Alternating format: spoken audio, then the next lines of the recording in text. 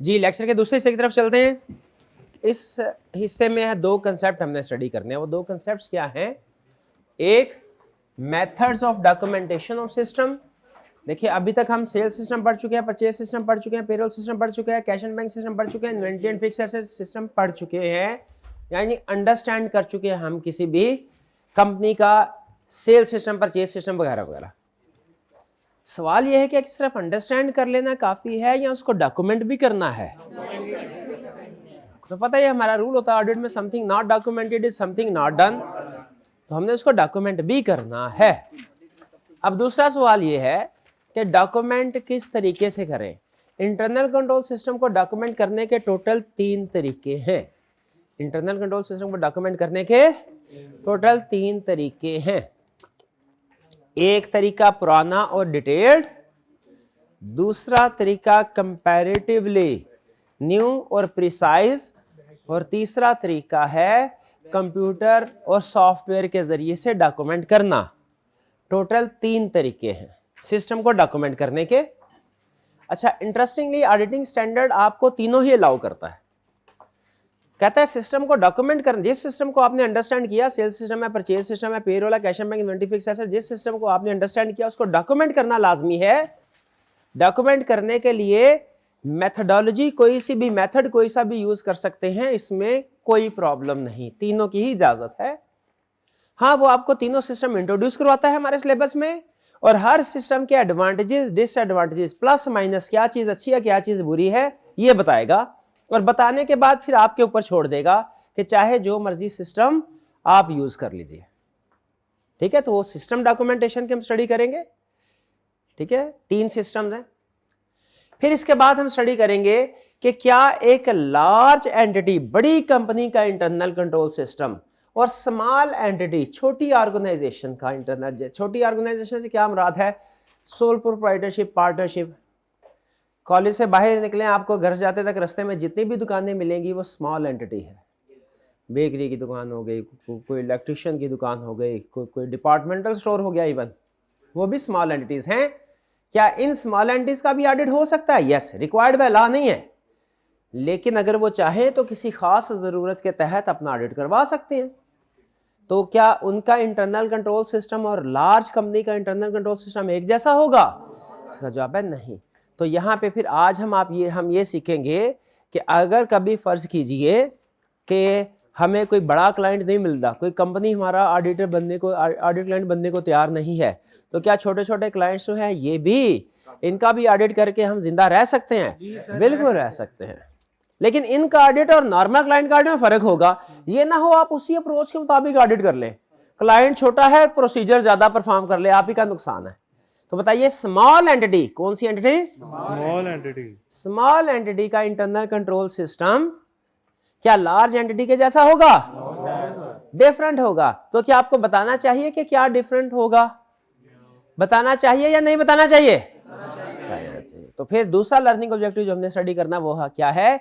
Internal control system in small entity. 2 concept हो गए, एक जो हमने बड़ी कंपनीज का सिस्टम अंडरस्टैंड किया उसको डॉक्यूमेंट कैसे कर सकते हैं, एक कंसेप्ट ये सीखना है, और दूसरा कंसेप्ट क्या सीखना है? स्मॉल एंटिटी का इंटरनल कंट्रोल सिस्टम कैसे अंडरस्टैंड करना है। दोनों कंसेप्ट्स ही बहुत आसान, कोई टेक्निकल प्रॉब्लम नहीं है, पढ़ते जाएं समझ आती जाती है। ठीक है, लेकिन आपको आप खुद से पढ़ेंगे ना तो पढ़ नहीं पाएंगे। हाँ, नहीं, ज्यादा अच्छी समझ नहीं आएगी, पढ़ ही नहीं पाएंगे, आदत ही नहीं है। उस्ताद पढ़ा दे फिर नहीं आपको पढ़ने की आदत, तो खुद से पढ़ने की आदत कैसे होगी? और वैसे शुक्र है आपको खुद से पढ़ने की आदत नहीं है, वरना तो हम गए थे। हाँ, तो खुद ही घर में बैठ के पढ़ लेते। शाबाश। तो आप में जहां बहुत सी बुरी बातें हैं, बहुत सी नागवार बातें हैं, वहां पे 1-2 अच्छी बातें भी है। आप मिला हाथ, शाबाश। हाँ, वो अच्छी बात क्या कि आप खुद से नहीं पढ़ के आते। हाँ, जिस दिन आपको खुद से पढ़ने की आदत पड़ गई, हमारा बहुत बड़ा बिजनेस रिस्क है, business risk.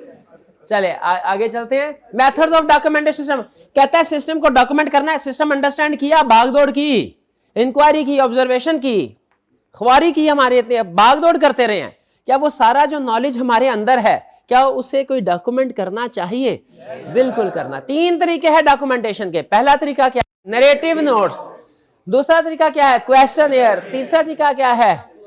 System flow chart. System flow chart. पहला तरीका नरेटिव नोट्स, ऐसे जैसे अखबार की स्टोरी कोई वो डॉक्यूमेंट करना। नरेटिव नोट्स का मतलब क्या है? सिस्टम ऐसे डॉक्यूमेंट करना जैसे कोई अखबार की स्टोरी हो, डिस्क्रिप्टिव फॉर्म में, पैराग्राफ फॉर्म में।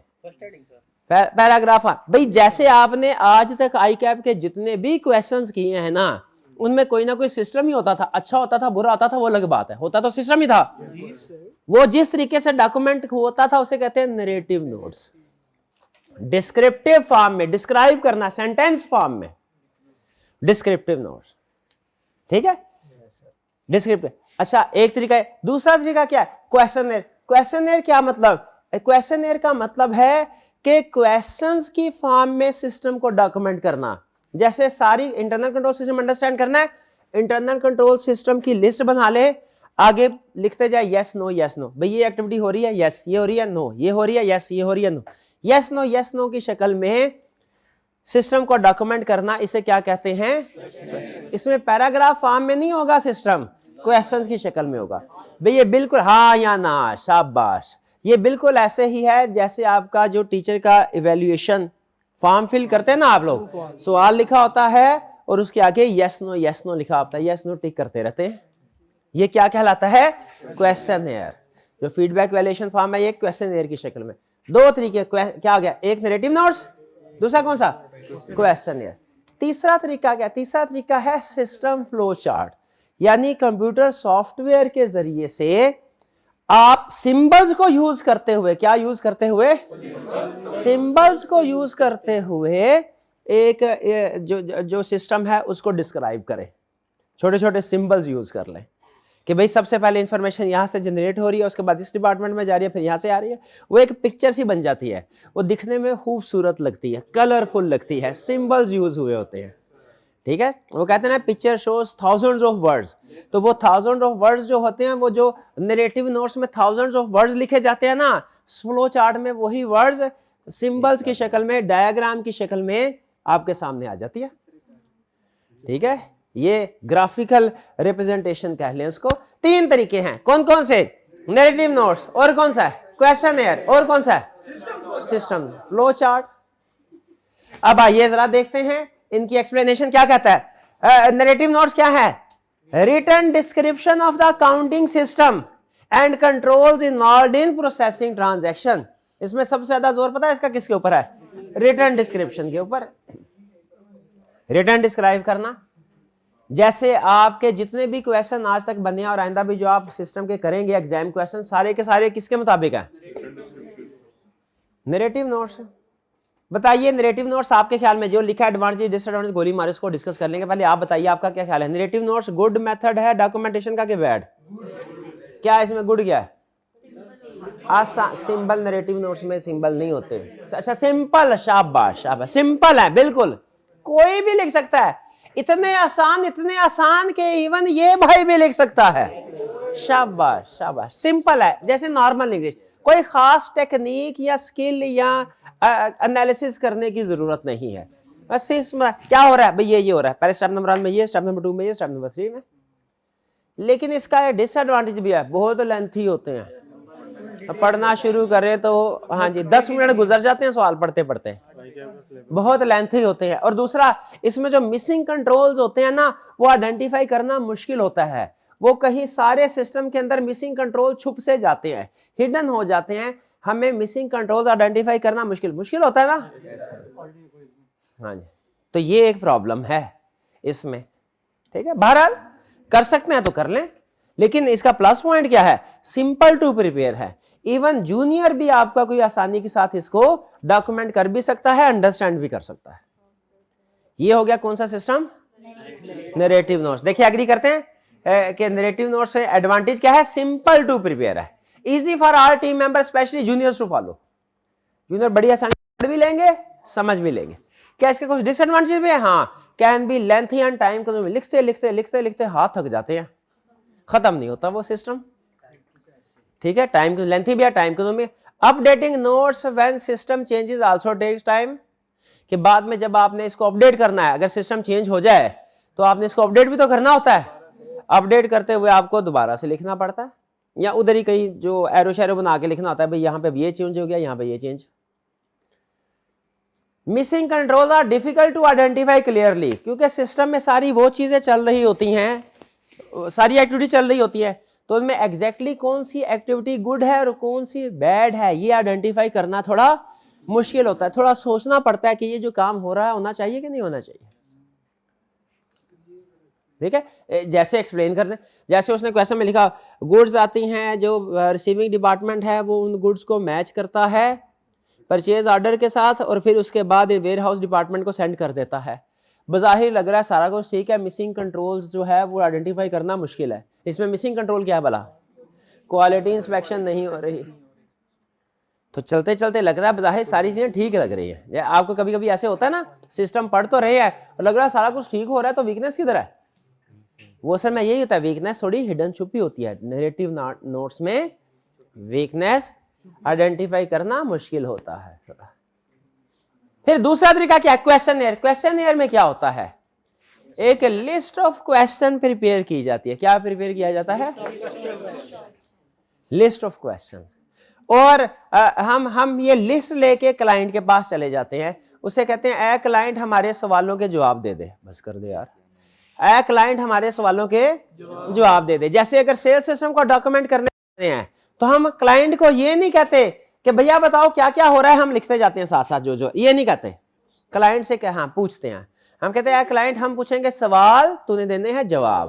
पहला सवाल, क्या कस्टमर को सेल करने से पहले, क्रेडिट सेल से पहले क्रेडिट लिमिट सेट होती है? यस के नो? यस। क्या सेल्स ऑर्डर अप्रूव करने से पहले क्रेडिट लिमिट को चेक किया जाता है? क्या गुड्स सेंड करने से पहले बस सेल्स ऑर्डर के साथ मैच किया जाता है? क्या कस्टमर की एक्नॉलेजमेंट ऑब्टेन की जाती है? क्या मंथली रिकंसिलिएशन बनाई जाती हैं? ये सारी चीजें सवाल जो आपकी शक्ल में होता है क्वेश्चनएयर। ठीक है, अब इसमें ये एक तो लेंथी नहीं होता। क्यों नहीं होता? इसमें लंबी चौड़ी अलिफ लैला कोई नहीं होती, टू दी पॉइंट सवाल है भाई। कंट्रोल, यस करो या नो करो। हाँ जी भाई, उसकी तरफ आते हैं जरा, पहले उसको बोलने तो दे, झूठ सच तो बाद में करेंगे, पहले बोल तो ले वो पूरे तरीके से। तो क्या है क्वेश्चनएयर? क्या है? Structured list of question design to record and evaluate controls in a specific area. अब इसमें सबसे अहम अल्फाज क्या है भला? कंसेप्ट किस लफ्ज में छुपा है? लिस्ट ऑफ क्वेश्चन में। आगे पीछे जो मर्जी लिख ले, लिस्ट ऑफ क्वेश्चन जरूर आना चाहिए क्वेश्चनएयर में। लिस्ट ऑफ क्वेश्चन आ गया। अच्छा, इसके फायदे क्या है, नुकसान? फायदा क्या है? Quick to prepare and use. Quick to prepare करना आसान है, बल्कि ऐसा करो, आसान को मजीद आसान बनाते हैं। एक दफा सोच के लिस्ट बना लो क्वेश्चंस की, जब क्वेश्चन बचे हर क्लाइंट पे उसी को कॉपी पेस्ट करके ले जाओ। परचेज की सिस्टम की एक दफा लिस्ट ऑफ क्वेश्चन बना लो, हर क्लाइंट पे वही लिस्ट ऑफ क्वेश्चन ले जाओ। सेल्स की लिस्ट ऑफ क्वेश्चन बना लो, हर क्लाइंट पे वही लिस्ट ऑफ क्वेश्चन ले जाओ। Easy to prepare, easy to prepare, ऐसे भी होता है। Focus on controls, so missing controls are deficiency are highlighted. इधर उधर की बातें नहीं होती, स्ट्रेट अवे क्वेश्चन होता है जो किस पे फोकस कर रहा होता है? कंट्रोल्स पे। उसमें जितने भी यस यस हैं वो क्या हो गए? Control strong. और जितने भी नो नो है वो क्या हो गए? क्लियर हुई बात? और क्या इसके कोई लिमिटेशन या डिसएडवांटेजेस भी हैं? बिल्कुल है। क्या डिसएडवांटेज है? क्लाइंट में ओवरस्टेट कंट्रोल। क्लाइंट कंट्रोल को बढ़ा चढ़ा के बताएगा। कैसे? हर सवाल का जवाब यस, हर सवाल का जवाब यस। क्या कह रहे भाई? नादिया बना। नादिया कौन है? आपने भी नहीं देखी थी? नादिया मेरी सोनी नहीं देखी। क्या है ये? उसमें नादिया का रोल अदा करता है? क्या करते हैं अच्छे भले सीए के स्टूडेंट है, कैसे काम? और छोड़ दे यार ये काम, टिकटॉक शीरा वगैरह ना आकर। और ये नादिया तो बिल्कुल भी ना बनना, तेरी मेहरबानी। वो मुझे इतना पता है कोई ऐप शैप होती है जिनसे वो शक्लें बदल जाती है। नहीं रहने दे तेरी मेहरबानी। किस तरफ लेके जा रहे हो? खुदा का खौफ कर। मैं पैसे कमाने के लिए आया हूं, तू मेरे पैसे लगवाएगा। रहने दे भाई। स्टैंडर्ड क्वेश्चन में miss unreal control specific to the client. ये क्या भाई? ओवरस्टेट समझ आ गया? ओवरसेट का मतलब क्या है, यस कर देगा।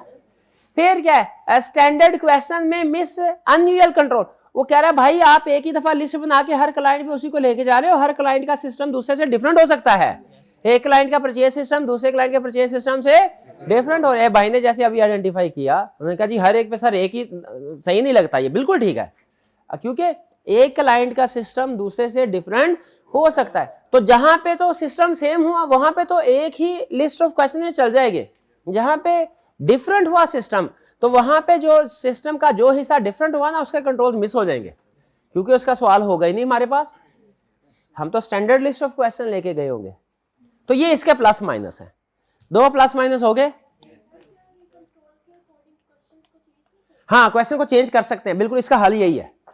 अब लिमिटेशन है तो उसका कोई हल भी तो होगा। हल क्या है कि आप पहले सिस्टम को अंडरस्टैंड करें, उसके मुताबिक क्वेश्चन बनाएं, और अगला कंसेप्ट इसके बाद इन 3 डॉक्यूमेंट्स के मेथड बताने के बाद अगला कंसेप्ट यही है कि क्वेश्चन कैसे बनाया जाए, सही क्वेश्चन को कैसे बनाया, वो आगे वो क्वेश्चन बनाने सिखाएगा। फिर next system flow chart. System flow chart क्या है, visual diagram of the system. क्या, विजुअल डायग्राम से using standardised symbols show documents process and flow between departments, कि जैसे जैसे इंफॉर्मेशन और डॉक्यूमेंट्स डिफरेंट डिपार्टमेंट्स में फ्लो कर रही है, प्रोसेस हो रही है, तो उसको दिखाया जाता है। लेकिन कैसे दिखाया जाता है, विजुअल डायग्राम और स्टैंडर्डाइज्ड सिंबल। इसमें एक नहीं 2 फ्रेजेस आपने अंडरलाइन करने हैं, एक विजुअल डायग्राम और दूसरा कौन सा, स्टैंडर्डाइज्ड सिंबल्स। क्लियर हो गया जी। अच्छा, इसके क्या एडवांटेजेस हैं, present entire system in one logical diagram, एक ही नजर में पूरा सिस्टम आपके सामने। इसको पढ़ना, इसको समझने के लिए पढ़ना नहीं होता, इसको समझने के लिए सिर्फ देखना होता है, और पढ़ते हुए तो हमें शुरू से ही पढ़। हाँ, तो ये ठीक है, ये मुझे लग रहा है बेहतर। Easy to see flow and identify weaknesses, आसानी के साथ आपको पता चल जाएगा कि जो सेल्स ऑर्डर है ये ऑर्डर डिपार्टमेंट के बाद सीधा इनवॉइसिंग डिपार्टमेंट में जा रहा है, भाई डिस्पैच में क्यों नहीं जा रहा, ये वीकनेस है, नजर आ जाता है, गड़बड़ है कहीं पे। जैसे कोई आपके सामने तस्वीर रखी जाए किसी बंदे की, उसका कान गायब हो, तो आपको देखते ही पता चल जाएगा। लेकिन अगर पूरा हुलिया मैंने उसका लिखा हो पैराग्राफ आम में, तो उसमें से कान गायब था, ये ढूंढते ढूंढते आपके लिए मुश्किल होगी। लेकिन तस्वीर सामने आएगी फौरन, हाँ ये इसकी 6 उंगलियां है, ये AI बेस्ड है, ये गड़बड़ है सर जी, ऐसे ही है ना। हाँ 6 होती, हाँ बिल्कुल 6 होती है, 7 भी होती होंगी भाईजान। आगे चलते हैं, require expertise, require expertise to draw and interpret. Require expertise कह रहा है ये जो फ्लो चार्ट है ना, इसको बनाने के लिए भी और इसको हाँ कला की जरूरत, शाबाश, किसकी जरूरत है, कला की जरूरत है। एक्सपर्टीज टू ड्रॉ एंड भाई देखिए ये सीखना पड़ता है ना फ्लो चार्ट।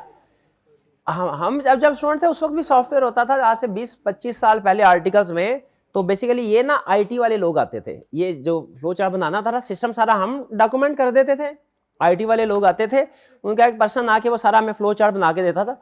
वो आधे, यकीन कीजिए हमारा लिखा हुआ सफा ना ऐसे लगता था जैसे पता नहीं 5वीं क्लास के बच्चे ने लिखा है, और वो जो प्रिंट वो आधे घंटे बाद पता नहीं क्या बटन दबाते थे, वो उधर को सॉफ्टवेयर था, माइक्रोसॉफ्ट विजियो था सॉफ्टवेयर जिसे वो बनाते थे, वो आधे घंटे बाद प्रिंट निकलता, लगता था कि क्या पाकिस्तानी और लगता था कोई यूरोपियन को किसी एक्सपर्ट बंदे ने वो सिस्टम बनाया है। हमें यकीन नहीं आता था ये सिस्टम हमने सारा लिखा है। ये इतना अहम होता है ये चीजें। बाज़ औक़ात ऐसे होता है कि हल्का सा आप उसको थोड़ा अपडेटेड कर दें, कोई टेक्नोलॉजी यूज कर लें, वही आपका डाटा जो है उसमें वैल्यू एडिशन हो जाती है, मीनिंगफुल हो जाता है। तो बहरहाल ये इसका एडवांटेज है सिस्टम फ्लो चार्ट का। और डिसएडवांटेज क्या है, सॉरी, रिक्वायर एक्सपर्टीज। और क्या, कम्प्लेक्स फॉर जूनियर। भैया जूनियर तो इसको बनाने का तो सोचे ही ना, जूनियर नहीं बना सकता, ट्रेनिंग लेनी पड़ेगी। और हाँ, समझना भी मुश्किल है, ये चीज बनाना दूर की बात है, जूनियर के लिए समझना भी मुश्किल है। Can be difficult to amend, change करना हो ना, बनाना आता नहीं है, चेंज क्या करेगा ये चीज। अच्छा, जिसको बनाना आता है ना उसके लिए भी चेंज करना मुश्किल है, जिसको बनाना आता हो चेंज करना मुश्किल है। बड़ी बात करी, शाबाश शाबाश शाबाश। हाँ, वो मुझे वो शेर याद आ गया, शायद लामा इकबाल का है। यूं तो छोटी है जात बकरी की, दिल को लगती है बात बकरी की है। ये दूसरी क्लास में था, पहली या दूसरी, किसी को याद है? नहीं याद? हमारे जमाने की किताबें, हाँ हाँ हाँ हाँ हाँ हाँ हाँ। फिरौन के बाद जो अगला बैच था वो हमारा ही था। हमारे जमाने, हमारा जमाना कौन सा है रे, कौन सा है? कोई हो गया 500 साल हमारे जमाने को, हमारे जमाने के बाद।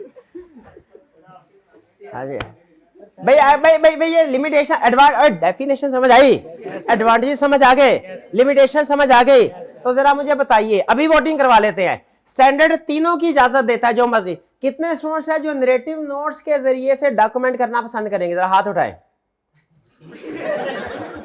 अच्छा, एग्जाम में नरेटिव नोट्स के जरिए करना है। क्वेश्चन एयर कितने स्टूडेंट्स? शाबाश, अच्छी खासे। और सिस्टम फ्लो चार्ट्स इसमें कम है, तो क्वेश्चन एयर के सबसे ज्यादा। शाबाश, बिल्कुल ठीक है। तो कहता है फिर ये थोड़ा सा मजीद सीख लेना क्वेश्चन एयर को। पहले इंटरेस्टिंग बात आपको बताऊं, ये तो सिखाने की जरूरत ही नहीं है, ये तो सबको आता है। क्वेश्चन एयर के साथ पहले हमारे सिलेबस में सिस्टम फ्लो चार्ट बनाना भी सिलेबस में शामिल था, अब नहीं है। उसमें हम, हाँ, उसमें फ्लो चार्ट बनाना हम सिखाया भी करते थे। बहरहाल हाँ जी, शुक्र है, जो चीज सिलेबस से निकल जाए शुक्र अदा किया करें। Types of question air, question कितने टाइप्स हैं? क्वेश्चन एयर की 2 टाइप्स है। आपको याद है ये सब में टाइप्स पता किस वजह से निकली? जैसे था ना, कंफर्मेशन की 2 टाइप्स हैं, एक पॉजिटिव कंफर्मेशन, एक नेगेटिव कंफर्मेशन। पॉजिटिव कंफर्मेशन में क्या होता है? हम कहते हैं हर सूरत में जवाब दो। नेगेटिव कंफर्मेशन क्या है? हाँ जी, कि जब डिसएग्रीमेंट हो तभी रिस्पॉन्ड करो। कौन से वाला मेथड अलाउड है और कौन सा डिसअलाउड? दोनों अलाउड है, दोनों अलाउड है। वो सिर्फ उसके एडवांटेज डिसएडवांटेज बताता है, अलाउड दोनों है। उसी तरह क्वेश्चन एयर में आपको पता है एक प्रॉब्लम थी क्या? क्लाइंट में ओवरस्टेट, क्लाइंट इसको क्या कर सकता था? ओवरस्टेट कर सकता था, क्लाइंट में ओवरस्टेट।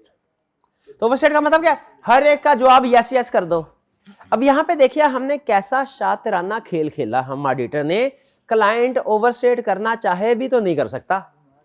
घुमा के सवाल पूछा, शाबाश। कैसे सवाल पूछा? घुमा के सवाल पूछा। देखें जरा दिमाग, देखें हम ऑडिटर का कैसा चलता। हमारे सीनियर्स थे, उन्होंने जब क्वेश्चन बनाना शुरू किया ना, जैसे आप लोगों में से मेजोरिटी ने कहा सर क्वेश्चन ये ठीक है, काम भी कम करना पड़ता है, इसमें बहुत ज्यादा स्किल की जरूरत भी नहीं है, और इमीडिएटली आइडेंटिफाई हो जाता है। यही वजह है कि आप लोग जो वैल्यूएशन फॉर्म होते हैं मुमकिन तौर पे क्वेश्चन एयर की फॉर्म में, जो सर्वे होते हैं वो भी क्वेश्चन एयर की फॉर्म में होते हैं। इंटरप्रिटेशन करना आसान हो जाता है, जो सही गलत क्या कस्टमर हमारे पसंद कर रहे हैं, क्या नापसंद कर रहे हैं, वो आइडेंटिफिकेशन भी आसान हो जाए। लेकिन इसमें प्रॉब्लम ये होती है ओवरस्टेट, कि वो बगैर देखे यस यस कर सकते हैं। तो हमने देखे क्वेश्चन एयर में रहने क्वेश्चन ही दिया है, क्वेश्चन ही, लेकिन वो चेंज ऐसे कर दिया क्लाइंट अगर चाहे भी रहेगा सवाल ही ओवरस्टेट नहीं कर सकता। जैसे जैसे नोट कीजिएगा, अगर मैं सवाल ऐसे पूछूं कि क्या आप क्रेडिट सेल करने से पहले क्रेडिट लिमिट चेक करते हैं? क्रेडिट में सेट चेक करते हैं? ये ओवरस्टेट का चांस हो गया ना। अब देखिए सवाल सवाल ही रहेगा, लेकिन आप यस नो नहीं कर सकेंगे। सुने, सवाल अब बदला मैंने। आप कैसे इंश्योर करेंगे कि पुअर कस्टमर को सेल ना हो? हाँ? कैसे इंश्योर करेंगे पुअर कस्टमर को क्रेडिट सेल ना हो? अब बता करे ये लिख के देना पड़ेगा ना, यस नो वाली तो फिर। हाँ, ये यस नो वाली बात नहीं है, बिल्कुल। ये थोड़ा लिखे, थोड़ा डिटेल इसमें क्लाइंट को खुद, इसमें हमने बेसिकली क्या, पहले क्या था फर्क सुने, टेक्निकल डिफरेंस सुने। अब सवाल का फर्क समझ लग गया होगा, टेक्निकल डिफरेंस सुने। जो होता है ना सिंपल क्वेश्चन, उसमें कंट्रोल हम बताते हैं, क्लाइंट ये बताता है कि वो एग्जिस्ट कर रहा है कि नहीं कर रहा। कंट्रोल हम बताते हैं, क्लाइंट बताता है कि एग्जिस्ट कर रहा है कि नहीं कर रहा। जबकि ये जो बाद वाला सवाल मैंने पूछा ना, इसको बोलते हैं ICEQ, internal control evaluation question यार। इसमें ऑब्जेक्टिव हमने बताया, कंट्रोल क्लाइंट बता रहा है। वे फर्क समझ रहे हैं? फिर से एक और, हम क्लाइंट से पूछते हैं सर क्या आप इनवाइस रिकॉर्ड करने से पहले उसे good receipt note, supplier invoice record करने से पहले गुड रिसीट नोट के साथ कंपेयर करते हैं? ये अब देखें, ये मैंने क्या बताया? कंट्रोल। मैंने क्या बताया? कंट्रोल। और उसने उसका जवाब बताया। इसमें चांस ओवरशेड। अब इसी सवाल को मैं जरा दूसरे एंगल से पूछ रहा हूं, सर आप कैसे इंश्योर करते हैं कि जो भी परचेज रिकॉर्ड हो उसके अगेंस्ट में चीजें आ चुकी हैं? हाँ, अब देखा, अब आप यस नो नहीं कर सकते। अब आप ऑब्जेक्टिव मैंने बताया, अब कंट्रोल वो बताएगा। मैं समझे कि नहीं समझे? ठीक है, तो ये है फर्क क्वेश्चन का। तो वो कह रहा है कि वो जो आपका दो तरह के क्वेश्चन होते हैं, सॉरी दो तरह के क्वेश्चन, क्या? एक इंटरनल कंट्रोल क्वेश्चन आईसीक्यू, और दूसरा कौन सा है? Internal control evaluation question. Font size थोड़ा बढ़ा देते हैं। इंटरनल कंट्रोल और इंटरनल इवैल्यूएशन क्वेश्चन। फर्क क्या है? कह रहे हैं इंटरनल कंट्रोल क्वेश्चन में हम ये कंफर्म करते हैं कि कंट्रोल एग्जिस्ट कर रहा है कि नहीं। कंट्रोल हम बताएंगे, क्लाइंट उसका यस या नो का जवाब देगा। यस का मतलब क्या है? नो का मतलब क्या है? कंट्रोल। जबकि वैल्यूएशन क्वेश्चनर में क्या होता है? हम कंट्रोल ऑब्जेक्टिव बताते हैं, क्लाइंट यस नो नहीं करता, वो हमें कंट्रोल बताता है। हम कंट्रोल ऑब्जेक्टिव बताएंगे, कंट्रोल फिर हमें क्लाइंट बताएगा। इससे क्या हुआ? क्लाइंट ओवरशेड नहीं कर पाएगा। ठीक है। Are credit limits checked before approval of sale. ये क्या है? इंटरनल कंट्रोल क्वेश्चन आईसीक्यू है या आईसीईक्यू? यानी इसमें कंट्रोल हम बता रहे हैं, क्लाइंट यस नो कर रहा है। Are purchase invoices compared with good receipt note before recording? Yes no, ओवरशेड हो सकता है। कंट्रोल हम बता रहे हैं, क्लाइंट आगे यस नो कर रहा है। कह रहा है ये इजी टू प्रिपेयर है और इवन जूनियर भी कंप्लीट कर सकता है, लेकिन ये लेंथी या टाइम कंज्यूमिंग हो सकते हैं जब बहुत ज्यादा क्वेश्चन इंक्लूड किए जाए। दूसरा कौन सा? Internal control evaluation question. ये क्या है? ये कि क्वेश्चन पूछते हैं हम, लेकिन ये क्वेश्चन क्या होते हैं? ओपन एंडेड, जिसमें जजमेंट्स रिक्वायर्ड है, यानी यस नो नहीं। क्लाइंट हमें अपने एक्सपीरियंस, जजमेंट, जो भी नॉलेज है उसका, उसकी बेस पे हमें कंट्रोल खुद बताएगा। ICQ are shorter and easy to apply but they require more experience to evaluate properly. क्योंकि जब क्लाइंट सिस्टम बनाना शुरू करता है ना, तो वो रेलिवेंट चीज भी बता देता है, इरेलीवेंट चीज भी बता देता है। ठीक है, क्योंकि यहां पे क्लाइंट ने अब हमें कोई कहानी सुनानी है, सिस्टम, सर पहले ये होता है, फिर ये होता है, फिर ये होता है, यस नो नहीं करना। तो इसीलिए उसके इस रिस्पॉन्स में से रेलिवेंट चीज अलग करना, इरेलीवेंट चीज अलग करना, इसके लिए थोड़ा जजमेंट रिक्वायर्ड है, एक्सपीरियंस रिक्वायर्ड है। वो तो जूनियर भी कर सकता था ICQ। ठीक है, ये थोड़ा एक्सपीरियंस वाला काम है। जैसे how do ensure that goods are sold only to customer who can pay? अब इसका आंसर यस नो नहीं हो सकता, सिस्टम बताएगा। जिस क्वेश्चन का आंसर यस नो में पॉसिबल हो वो ICQ है, और जिसका यस नो में पॉसिबल ना हो ICEQ। How to ensure that payables are recorded only for goods actually received? Yes no नहीं, ये यस नो वाला नहीं है, तो ये क्या हुआ? ICEQ। Like ICQ help both in recording and evaluating. कहता है दोनों ही इंटरनल कंट्रोल्स को डिजाइन, इंप्लीमेंट, इवैल्यूएशन के लिए यूज होते हैं, लेकिन किस जगह पे कौन सा करना है ये आपकी जजमेंट है। ठीक है, मोस्ट रिलायबल, देखे आसान, मोस्ट रिलायबल ना पूछे आसान कौन सा है, क्योंकि प्रैक्टिस में जब दोनों चीजों की इजाजत हो ना और एक आसान हो, तो फिर हम क्या करते हैं मुमकिन तौर पे ICQ बनाए, फिल करें, छाप पे निकाल। रिक्वायरमेंट पूरी होगी तो फाइलों का पेड़ भरना नहीं, फाइलों का पेड़ नहीं भरना होता, एविडेंस भी ऑब्टेन करना। हाँ, दर्शन में डिफरेंट, तो उसके लिए आप क्वेश्चंस को चेंज कर दें, डिफरेंट क्वेश्चन ले आए।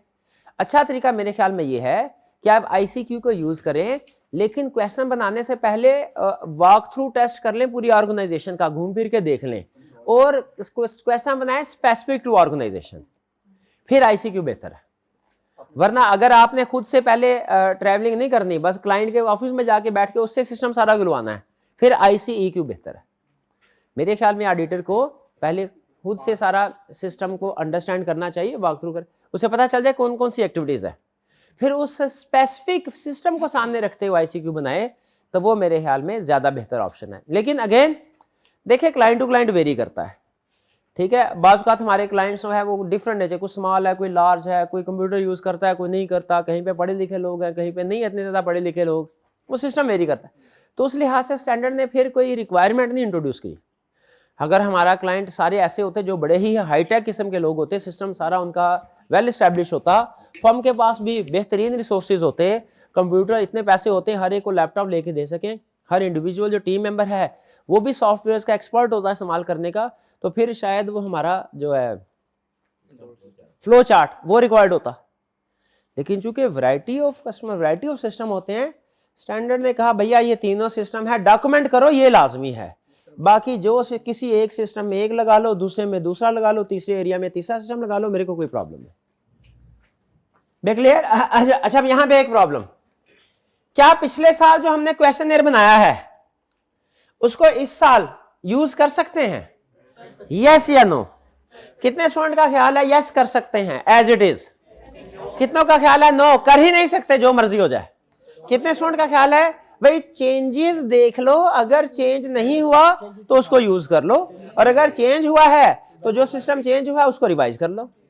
यही सिखा रहा है, लेकिन फर्क सिर्फ यह है कि थोड़ा 3-4 स्टेप्स में थोड़ा लेंथी करके इसी कंसेप्ट को सिखा रहा है। कंसेप्ट क्या सिखा रहा है? चेकिंग पिछले साल का इंटरनल कंट्रोल क्वेश्चनर क्या इस साल में यूज कर सकते हैं? सवाल ये है। क्या सवाल है? पिछले साल का इंटरनल कंट्रोल क्वेश्चनर क्या इस साल में यूज कर सकते हैं? It depends. It often use the previous year ICQ instead of preparing new month. Audit होते हैं ना, पिछले साल जो काम हुआ उसी को कैरी फॉरवर्ड कर ले, छापा मार ले पिछले साल का। ये हम ऑडिटर्स का एक फेवरेट मशगला नहीं कहना चाहिए, क्या आदत है, क्या जो पिछले साल हुआ है इस साल। वो लतीफ़ा भी आपने सुना ही होगा, वो ऑडिटर वर्किंग पेपर पिछले साल के देख रहा था कि क्या क्या प्रोसीजर परफॉर्म करने हैं। सीनियर के पास गया, सीनियर से कहने का सर इस साल क्या प्रोसीजर परफॉर्म करने हैं? सीनियर ने बोला पिछले साल की ऑडिट डॉक्यूमेंटेशन निकालो, तुम्हारे एरिया में जो जो प्रोसीजर परफॉर्म हुए हैं वो प्रोसीजर परफॉर्म करो, वो प्रोसीजर परफॉर्म करो। सीनियर गया, अरे भाई लतीफ़ा पूरा नहीं, अभी बाकी है। और हमारे लतीफ़ों पे हंसी आए या ना आए, हंसना जरूरी है। बेटा अच्छा किया पहले याद करवा दिया। जूनियर गया फाइल लेके, सारे दिन के बाद आया, सीनियर ने कहा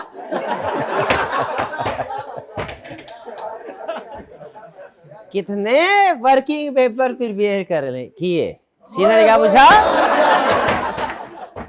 जूनियर कहने लगा 5 सरदार 5। कितने वर्किंग है?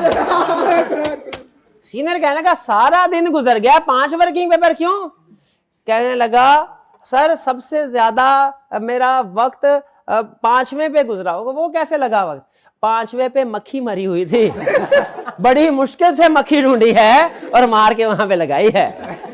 ये अप्रोच क्या होती है?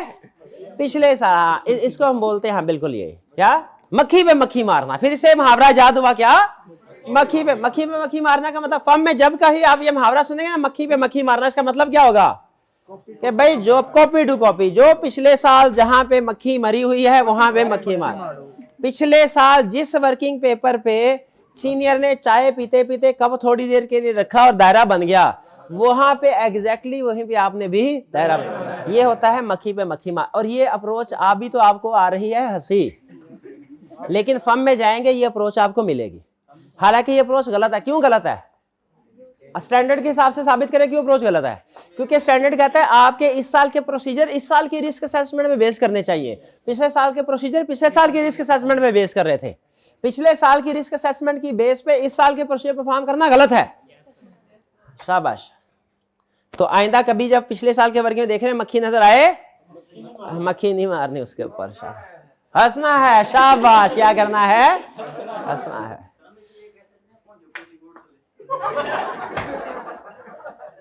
आप कह सकते हैं, हम नहीं कह सकते। Obtain ICQ from the prior. Step number 1 क्या करो?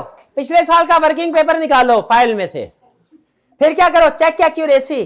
फिर ऐसा नहीं है एज इट इज यूज कर लो, कह रहा है क्या बेसिक क्वेश्चन क्या है, क्या पिछले साल का वर्किंग पेपर पिछले साल का आईसीक्यू यूज कर सकते हैं, सवाल ये है। इसका जवाब है हाँ, ये तरीके सलीके से यूज करना है। अब तरीका सलीका क्या वो सिखा रहा है। कह रहा है स्टेप नंबर 1, पिछले साल की फाइल खोलो, उसमें देखो इंटरनल कंट्रोल क्वेश्चन पेज लगा होगा सेल्स सिस्टम के अंदर, उस पेज को निकालो। फिर क्लाइंट से पूछो सर कोई सिस्टम चेंज तो नहीं हुआ। क्लाइंट कहेगा सर 80% चीजें सेम है, 20% बदली हैं। हम कहेंगे अच्छा जो चेंज हुआ है सिस्टम उसकी डॉक्यूमेंट्स तो हमें बता दो, किसने अप्रूव किया था, चेंज होने के बाद सिस्टम क्या है, उस सिस्टम की जो चेंज हुआ है उसकी डॉक्यूमेंट्स इंस्पेक्ट करो। सबकी नहीं, जो सेम है उसकी नहीं, किसकी चेंज हुआ। फिर वॉक थ्रू टेस्ट परफॉर्म करो। वॉक थ्रू टेस्ट का मतलब क्या होता है कि जो सिस्टम चेंज हुआ है ना, स्टार्ट से लेके एंड तक देखो डिफरेंट डिपार्टमेंट्स में इसका इंपैक्ट क्या क्या आया है। ये होता है वॉक थ्रू टेस्ट, यानी ट्रांजैक्शन के साथ साथ चलना कि ट्रांजैक्शन कितने प्रोसेस से कितने डिपार्टमेंट से गुजरती है। वॉक थ्रू टेस्ट बेहतरीन तरीका है किसी भी सिस्टम को अंडरस्टैंड करने का कि एक्चुअली कंट्रोल कैसे ऑपरेट हो रहा है। इंक्वायरी का मतलब क्या, पूछ लेना। फिर उसके बाद ट्रांजैक्शन को स्टार्ट से लेके एंड तक ऑब्जर्व करना कि वो कितने डिपार्टमेंट से गुजरी है, ये क्या कहलाता है, वॉक थ्रू टेस्ट। कहता है वॉक थ्रू टेस्ट कर लो। और फिर जब आपने इंक्वायर कर लिया, डॉक्यूमेंट कर लिया, पूछ लिया, देख लिया वर्किंग पेपर से, खुद भी ऑब्जर्व कर लिया सिस्टम को, फिर उसके बाद क्या करो, फिर जो आपका ये नॉलेज है कंबाइन चेंजेस के बारे में, उसकी बेस पे इंटरनल कंट्रोल क्वेश्चन को अपडेट कर लो। अब आप इसको यूज कर सकते हैं। क्लियर हो गया? तो पिछले साल का जो भी इंटरनल कंट्रोल क्वेश्चन होगा एज इट इज यूज कर लें, नहीं, पहले इंक्वायर करें, फिर जो सिस्टम चेंज हुआ उसके डॉक्यूमेंट्स देखें, फिर देखें डॉक्यूमेंट्स में तो चेंज हुआ है, एक्चुअली भी चेंज हुआ है कि नहीं, ऑन ग्राउंड चेंज हुआ है कि नहीं, यह कैसे पता चलेगा, वॉक थ्रू के जरिए। फिर इसकी बेस पे अपना नॉलेज अपडेट कर ले। वॉक थ्रू टेस्ट समझ आ गया कि ट्रांजैक्शन को ऑल स्टेजेस से, किसी एक ट्रांजैक्शन को ऑल स्टेजेस ऑफ सिस्टम के ओरिजिन से लेके एंड तक टेस्ट करके देखे कितने स्टेप से गुजर रही है, हर डिपार्टमेंट में, हर प्रोसेस में, हर स्टेप पे क्या क्या एक्टिविटीज परफॉर्म हो रही है। यह है वॉक थ्रू टेस्ट। सिस्टम को अंडरस्टैंड करने का, कंट्रोल्स को अंडरस्टैंड करने का इससे बेहतर तरीका नहीं है। डॉक्यूमेंट्स को इंस्पेक्ट करने से ज्यादा बेहतर है कि आप खुद उस सिस्टम से गुजरे। ठीक है, छोटी सी एग्जाम्पल चलते चलते बता दूं। हमारी एक असाइनमेंट थी, उसमें करना क्या था, डिफरेंट हॉस्पिटल में जाके उनका सिस्टम डॉक्यूमेंट करना था। हम समझ लीजिए 5 लोगों की 5 टीम्स थी। 4 टीम्स क्या करती थी, जिस जगह भी जाती थी वहां पे हॉस्पिटल का जो अकाउंट्स डिपार्टमेंट, एडमिन डिपार्टमेंट होता था, वहां चली जाती थी। वहां बच्चे कहते थे भैया, बंदा जो भी होता था, बताइए क्या एक्टिविटीज है, क्या सिस्टम चल रहा है। इंक्वायरी करते थे, जो वो सिस्टम कहता था उसको डॉक्यूमेंट कर लेते थे। बाज़ का उनके मैनुअल होते थे, मैनुअल की कॉपी करवा लेते थे कि भाई ये इनका सिस्टम चल रहा है। एक टीम ने ऐसा नहीं किया। उसने क्या किया, वो हॉस्पिटल में गया तो हमारा वो सेक्रेटेरिएट की तरफ से अथॉरिटी लेटर होता था, उसने लेटर डाला जेब में। वो जो अथॉरिटी लेटर दिखाते हैं ना, थोड़ा हमें वीआईपी प्रोटोकॉल मिल जाता था। उसने ऐसा नहीं किया, लेटर डाला जेब में, वो जाके कहने लगा सर थोड़ा बहुत मसला होता ही है, और कहने लगा जी फॉर एग्जांपल मैंने जो है, मुझे ज़रा बुखार महसूस हो रहा है तो मैंने चेकअप करवाना है डॉक्टर साहब से, किधर मिलेंगे। खुद पेशेंट बन गया। पहले रिसेप्शन पे जाके इन्फॉर्मेशन ली, फिर दूसरी जगह से पर्ची बनवाई, तीसरी जगह पे पैसे दिए, और फिर उसके बाद वेट किया, देखा कितने देर बाद बारी आई है। इससे अंदाज़ा लगाया कि डॉक्टर साहब कितनी देर तक बैठते हैं, इतनी एक पेशेंट के ऊपर इतना टाइम लगा रहे हैं, एक दिन में इतने पेशेंट ट्रीट हो जाते होंगे। फिर डॉक्टर के पास गए, पर्ची ली, पर्ची डॉक्टर साहब से कहा डॉक्टर साहब पैसे नहीं है मेरे पास, क्या करें। डॉक्टर ने कहा बेफिक्र है, गवर्नमेंट की तरफ से हमारे पास इन्वेंट्री का स्टॉक होता है, आप वहाँ से जाएं, ये पर्ची दिखाएगा, आपको फ्री मेडिसिन मिल जाएगी। इससे पता चल गया मेडिसिन फ्री मिलती है तो कैसे मिलती है, डॉक्टर की अप्रूवल के बगैर नहीं मिलती, डॉक्टर की अप्रूवल के साथ मिलती है। सारा सिस्टम एंड तक सारा ऑब्जर्व कर लिया। फिर उसके बाद एंड में जाके वो काउंट्स ऑफिस में गया और सारी इन्फॉर्मेशन ले ली। अब यकीन कीजिए, जब तक वो असाइनमेंट थी ना, हम में से किसी को कोई प्रॉब्लम आती थी ना कि ये सिस्टम पता नहीं कैसा चलता है, उस बंदे के पास जाके पूछते यार आप बताओ क्या है। उसकी आदत थी वो हर जगह पे इसी तरीके से ये है वॉक थ्रू की एग्जांपल। हम जो करते थे वो क्या था, इंक्वायरी। हम जो करते थे क्या था, इंस्पेक्शन ऑफ डॉक्यूमेंट्स। लेकिन जो उस वाले टीम मेंबर ने किया वो क्या था, वॉक थ्रू टेस्ट। एक्चुअली क्या हो रहा है, उस प्रोसेस से गुजरा। वो फीस के पैसे नहीं कहाँ मिलते, हाँ वो आउट ऑफ पॉकेट एक्सपेंस में क्वेश्चन होता है, इतना रीजनेबल एक्सपेंसेस आपको मिल जाते हैं। अच्छा अब ये देखिए, ये ऑलरेडी अगर मैं आपसे कहूं पहले पढ़ा हुआ है, आप यकीन नहीं करेंगे, नहीं करेंगे। आपने प्रीवियस लेक्चर में रिस्क असेसमेंट में पढ़ा था एक नॉट फॉर प्रॉफिट ऑर्गेनाइजेशन, वो भी अमूमी तौर पे स्मॉल एंटिटीज होती हैं। ये आपको उससे मिलता जुलता नजर मिलेगा। ये कौन सा सिस्टम है, internal control in small entity. के स्मॉल एंटिटी का इंटरनल कंट्रोल सिस्टम क्या होगा। सारी बातें छोड़े, मुझे 2 हरफी बात बताएं, फाइनल कंक्लूजन दे बगैर पढ़े। आपके ख्याल में क्या होगा, कंट्रोल स्ट्रॉन्ग या वीक? क्यों वीक होगा, सेग्रीगेशन ऑफ ड्यूटी नहीं है, शाबाश। आईटी सिस्टम नहीं है उनके पास, एक्सपर्टीज नहीं है। आइए जरा देखते हैं क्या है feature of internal control system. अच्छा, फीचर में याद रखें प्लस और माइनस दोनों बातें करता होता है। फीचर और चीज है, एडवांटेजेस सिर्फ प्लस, डिसएडवांटेजेस सिर्फ माइनस, और ड्रॉबैक्स या लिमिटेशन सिर्फ, और फीचर में प्लस माइनस दोनों बातें आएंगी। पहला फीचर क्या है? Active involvement of owner. भाई ये स्मॉल एंटिटी में डायरेक्टर्स की तरह नहीं है, 2-2 3-3 महीने बाद आके देखेंगे। इधर तो ओनर हर रोज सर पे बैठा होता है, एम्प्लॉइज के गले पे बैठा होता है। कैसे बन के? जाहिर है उसकी मेहनत की कमाई है, क्यों ना बैठे। एक्टिव इन्वॉल्वमेंट है ओनर की। क्या है? एक्टिव इन्वॉल्वमेंट है ओनर की। इसकी वजह से क्या होता है? This is usually no independent, but दो डायरेक्टर तो है नहीं स्मॉल एंटिटी, और डायरेक्टर दूर की बात है, उनका तो अकाउंटेंट नहीं होता, उनका पार्ट टाइम अकाउंटेंट जो है वो रखे होते हैं, कभी कभार खुद ही मुंशी होते हैं। हाँ, वो सिंगल एंट्री सिस्टम मेंटेन कर रहे होते हैं, वो एक कॉपी रखी होती है, शेख साहब से इतने, भट्ट साहब से इतने पैसे, इतना उधार है, ये सारा रिकॉर्ड रखते होते हैं उनके। फिर इसके बाद क्या? Written code of conduct are also uncommon. कोई रिटन कोड ऑफ एथिक्स नहीं है, रिटन एसओपीज नहीं है, मैनुअल नहीं है, कोई सिस्टम लिखत पढ़त मौजूद नहीं है, सारे काम मुझे ज़बानी कलामी होते हैं। This means the control environment depends mainly on owners integrity and confidence. Owner जिस तबीयत का होगा, जूनियर्स भी सारे उसी तबीयत के होंगे। कंट्रोल एनवायरनमेंट किस पे डिपेंड करता है? ओनर अगर ईमानदार है, अच्छा है तो ठीक है।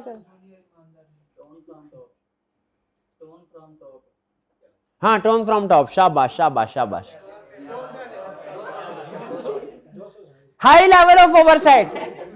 मुझे बताइए, एक कंपनी के अंदर डायरेक्टर्स की तरफ से जो लेवल ऑफ ओवरसाइट होता है वो ज्यादा होगा कि एक स्मॉल एंटिटी में ओनर की तरफ से जो लेवल ऑफ ओवरसाइट होता है? ओनर की तरफ से। वो तो कोई अगर बैठ गया ना आधा घंटा, वो फौरन बोल लेता भाई बैठे क्यों हो? कोई नमाज पढ़ने के लिए जाए, 5 मिनट ऊपर नीचे हो जाए, पूछते हैं हाँ भाई किधर गए थे, इतनी देर क्यों लगा दी, इतनी देर क्यों लगा दी? हाँ, चिप्स खाने लग गया था। अच्छा, तो फिर वॉशरूम के लिए गए थे, 5 मिनट का, आधे घंटे बाद क्यों आए? Oversight, high level of oversight. क्या है? क्या है? ओ भाई कहा ऐसे ना कर। वो सब बाहर लिखा होता है ना, छोटा 10 रुपए, बड़ा 20 रुपए, किसी वजह से लिखा होता है ना। उसका काम क्या करते हैं? मेरे से क्या क्या गुलवा रहे हैं, मेरे मुंह से शर्म करें, शर्म नहीं आती आपको?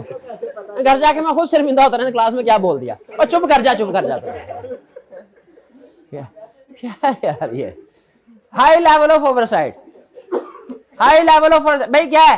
कह रहा है oversight come directly from owner manager rather than formal committee या स्ट्रक्चर। कहता है कोई ऑडिट कमेटी नहीं होगी इधर, क्या होगा? ओनर खुद ही नजर रखेगा। हाँ, खर खबर पर नजर। Lack of formal information system.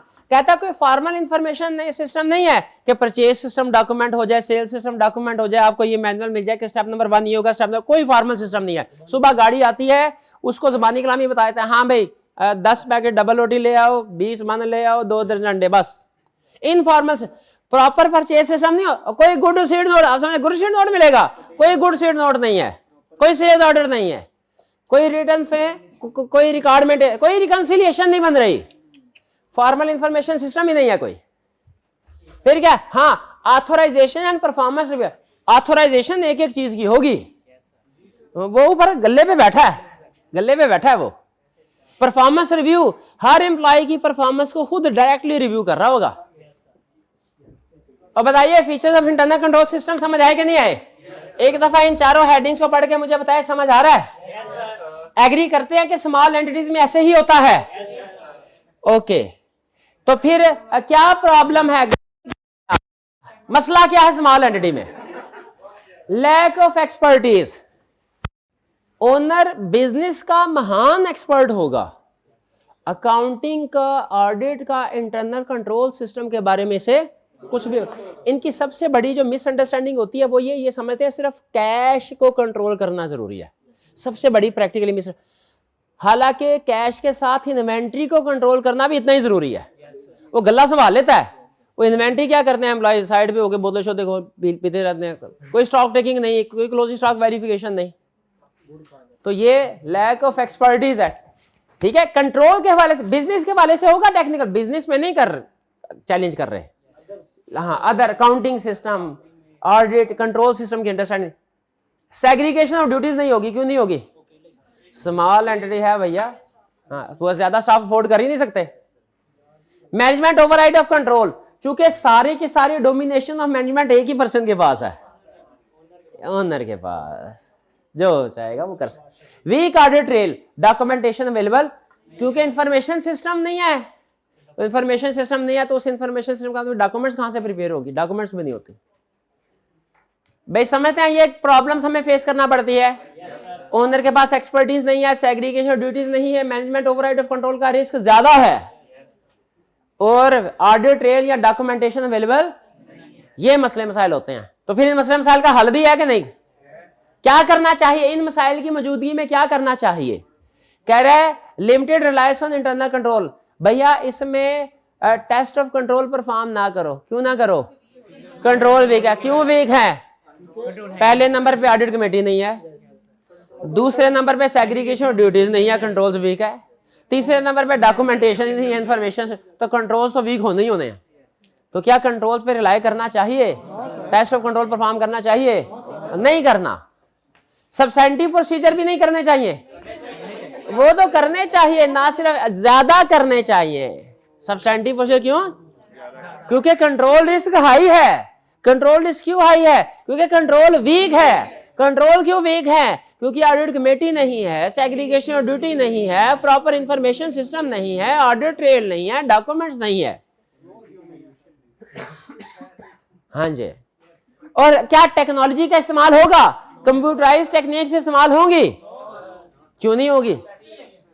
पैसे हैं हमारे पास हैं, उसके पास सिस्टम नहीं है। भाई आपने कंप्यूटर टेक्निक्स तब इस्तेमाल कर सकते हैं जब क्लाइंट भी कंप्यूटर टेक्निक्स इस्तेमाल, लोहे को लोहा काटेगा ना, और क्लाइंट का आईटी सिस्टम है ही नहीं, हम क्यों यूज करें? छोटा मोटा कैलकुलेटर यूज कर ले, खैर है वो है। बड़े कम्प्लेक्स सॉफ्टवेयर जो है और computerise assisted audit techniques most probably use इक्का दुक्का यूज कर भी सकते हैं, कोई एनालिटिकल प्रोसीजर परफॉर्म हो भी सकते हैं, लेकिन extensive use of computer technology, तो automated tools and techniques, ATT, ATT बोले तो ऑटोमेटेड टूल्स एंड टेक्निक्स इस्तेमाल क्लियर? बताइए कोई मुश्किल था ये? ज्यादा मुश्किल कौन सा था? डॉक्यूमेंटेशन वाला था कि स्मॉल एंटिटी वाला? कितने स्टूडेंट्स को डॉक्यूमेंटेशन वाला मुश्किल लगा? कितनों को स्मॉल एंटिटी वाला मुश्किल लगा? दो, उनको तीन, तीन तीन हिसाब बराबर ही है, बस ठीक है। और कितनों को दोनों आसान लगे? कितनों को दोनों मुश्किल लगे?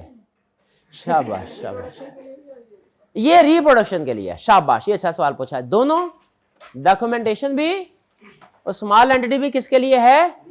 रिप्रोडक्शन। आज का लेक्चर रिप्रोडक्शन के लिए था, ठीक है? पहले बता देता आप सो जाते, आप नहीं सोते, चलिए ठीक है। कोई क्वेश्चन पूछना चाहते हो पूछ लें। मेरा ऑडिट का एक्सपीरियंस किस सेक्टर में ज्यादा है? पहले होता था, अब तो सब कुछ भूल भुला गया है। अब तो सिर्फ ये याद है कि इस जगह पे आके स्टूडेंट ने ये सवाल पूछना है, आई कैप ये पूछता है, इसको ऐसे बताना है, स्टूडेंट ये गलती करता है, अब तो ये याद रह गया ऑडिट का, एक्सटर्नल ऑडिट का। एक्सटर्नल ऑडिट में भी छोड़े बस नहीं देखिए, बताने को मैंने किसी क्लाइंट पे एक दिन भी गुजारा है ना, तो मैं आपको बड़ा सा बड़े बड़े नाम दो चार बता दूंगा, बस छोड़ दें। क्या पता आप कहते हो ऐसे मुनासिब नहीं लगता। मेरे 2.5 साल देखें, आप बिग फोर करते हैं ना, हम भी बिग फोर करते थे, आइंदा आने वाली नस्लें भी करेंगी बिग फोर। लेकिन एक फर्म में आर्टिकल थे हमारे, और 2.5 साल 4 साल के आर्टिकल 2.5 साल एक ही क्लाइंट पे गुजारे हैं। गए किस लिए थे? लर्निंग बहुत ज्यादा होगी, लर्निंग बहुत। अब नाम है, ठप्पा है, गुड, लेकिन लर्निंग की बात करें, लर्निंग भी है, मतलब ये नहीं है हाँ, लेकिन 4 साल में से 2.5 साल एक ही। तो फर्म जो होती है ना, फर्म उसने अपनी प्लानिंग करनी होती है, आप अपनी प्लानिंग करके बैठे होते हो।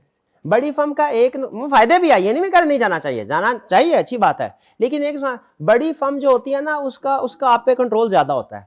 वो आपको आपके कैरियर प्लान के मुताबिक नहीं चलाती, वो आपको अपने प्लान के मुताबिक चलाते हैं, ठीक है? तो फिर करना पड़ता है, फिर प्लस बहरहाल, लेकिन है, छोड़ें इसको। नहीं अच्छा, मैं क्यों बताऊँ आपको सारा, कोई ना कोई नाराज हो जाएगा रहने से। नहीं रहने दे, बस ठीक है भाई, अक्लमंद को इशारा काफी, अक्लमंद को इशारा काफी है। हाँ ज़रूरी नहीं, बल्कि मैं अगर किसी अपने रिलेटिव को, मेरे पास ऑप्शन हो ना, तो मैं छोटी फर्म जिसका इन्वायरमेंट अच्छा हो, जिसका इन्वायरमेंट, बड़ी फर्म का ये एक प्लस पॉइंट होता है, उनका इन्वायरमेंट अच्छा होता है, उधर साइको नॉर्मली कम होते हैं। आजकल छोटी फर्म और दरमियानी साइको होते हैं, ये बात ध्यान में रखें, और ऐसे ऐसे कमाल के साइको वालों में मिलेगा। हाँ, और आप साइको बन जाते फिर, मतलब कुछ ऐसी फर्म्स होती हैं, मतलब बिग 4 नहीं कह रहा, टॉप 10 में भी ऐसी फर्म है। यानी बड़ी फर्म्स में तो अब यार, अब ऐसे ना मेरे खिलाफ कोई एक्शन ही ना करवा दें। बाबा ये ज़हन में नहीं, मैं आपको कुछ भी नहीं कह रहा, सिर्फ एक चीज कह रहा हूं भाई, बड़ी फर्म छोटी फर्म इधर ना जाए, गुड फर्म बैड फर्म ये कैटेगराइजेशन करें। बड़ी फर्म छोटी फर्म नहीं, क्या गुड फर्म बैड फर्म। हाँ, ये कैसे पता चले, ये अब आपने खुद ढूंढना है, सारी चीजें मैंने थोड़ी बतानी है, आपको इशारा दे दिया, रास्ता बता दिया, अब बाकी आपने खुद देख। ये मेरा मशवरा है, चाहे तो माने, नहीं मानना तो ना माने, मेरे को क्या है। चलिए, आज का लेक्चर यहाँ पे पहली बहुत बोल चुका हूँ, यहाँ पे बड़ी फर्म छोटी फर्म नहीं, क्या अच्छी फर्म बुरी फर्म, क्या बड़ी फर्म छोटी फर्म नहीं, क्या अच्छी फर्म बुरी फर्म। शाबाश बाबा, बाकी आज का लेक्चर यहाँ खत्म करते हैं। अल्लाह हाफिज।